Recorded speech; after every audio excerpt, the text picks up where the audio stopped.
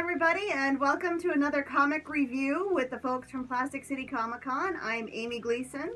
I'm Keith Gleason. And just a reminder, Plastic City Comic Con is coming to you this Saturday, April 21st, 2018, from 10 a.m. to 6 p.m. in beautiful Fitchburg, Massachusetts. Yep, and $5 admission, don't forget that. Kids 12 and under are free. Free parking. Come on down. So, anyway, let's get to the reviews. Yeah, definitely. Do you want to take us into the first review this week? I will. Okay, so this week I'm reviewing a book. It's a little bit older of a book. It's from 2016. I'm going to review Monstress, Volume 1. From Image Comics. From Image Comics. It's written by Marjorie Liu, and the art is by Sana Tadeka. Oh, nice. So I liked it. This was kind of a different choice for me. I'm not... I like anime, I do, but I'm a little bit picky about it, and sometimes certain elements of anime just get to me a little bit, like all the internal dialogue that the characters tend to have. Yeah. It tends to be a little less action-driven than some of the stuff that I like. But I did like this book a lot, so I was resistant to read it at first. Then by the second sort of issue within the volume, I was hooked, and so I finished this one, and I already bought volume 2 because now I'm into the story. It's sort of a high fantasy, like epic. It's about this young woman named Mika Halfwolf, and she is an Arcanic, which is one of the several races on Earth. So it's not just like people. There's humans, ancients, and Arcanics, and cats. Cats are like a different race, which is kind of weird. So it takes place after a war between all these races. Like I have seen in a lot of anime, there's tons of world building. Like there's a lot of characters and a lot of different sort of subplots going on that all goes into building this big world, this world view. And it's coming together, so I liked it a lot. It was good. Nice. So what do you give the grades? For grading, for the story, I would probably give it a B+.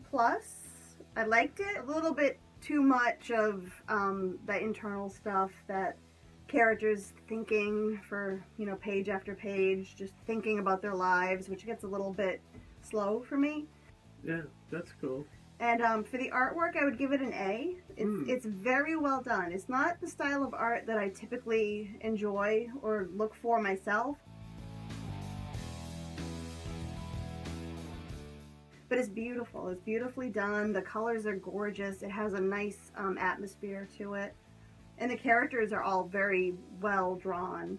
Yeah. And everybody looks different enough for me to tell who's who and what's going on, So that's always a plus.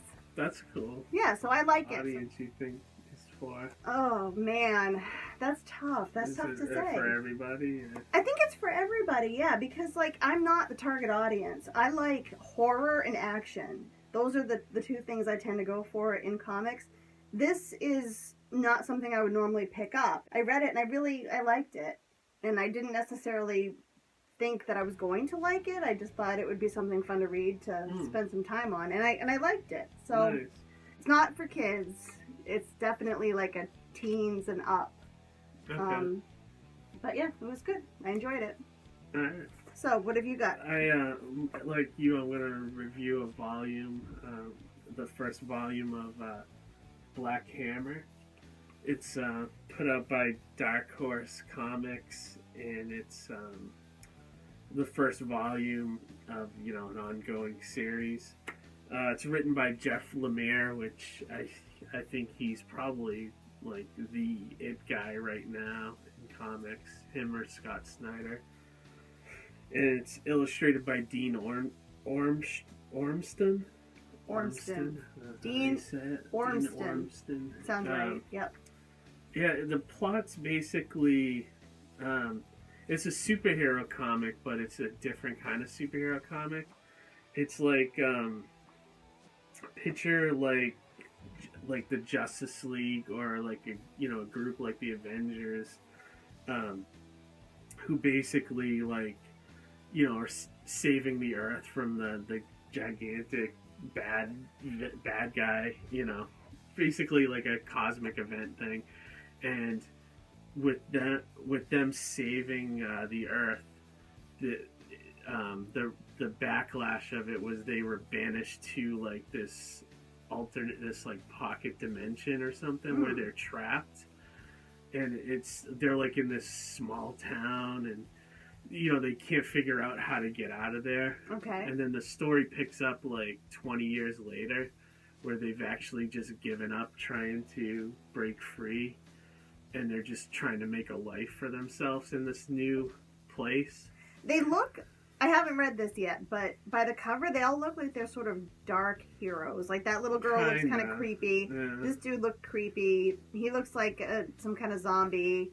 That's a weird plant guy. Like, are they sort of they're dark not really heroes? dark, but they are kind of, I guess, a little more darker than, say, like the Justice League. Okay. But he does it so well. Like, I'm kind of simplifying how Jeff Lemire wrote it.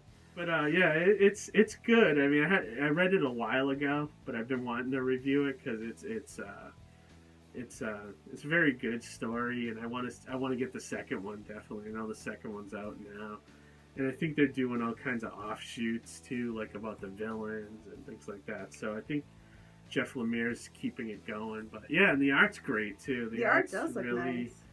Really, I don't want to say simple, but it's detailed enough. Yeah. Like it's just. There's not a lot of like shading, so it's all like color block, but the line work is beautiful. Actually very reminiscent of, if anyone has seen Jeff Lemire's art style, it's almost like his art style. So I think I could tell that maybe Jeff didn't have the time to do his own art for this book, so he hired somebody that was close to him in style. That's cool. So what would you give the story for a grade overall?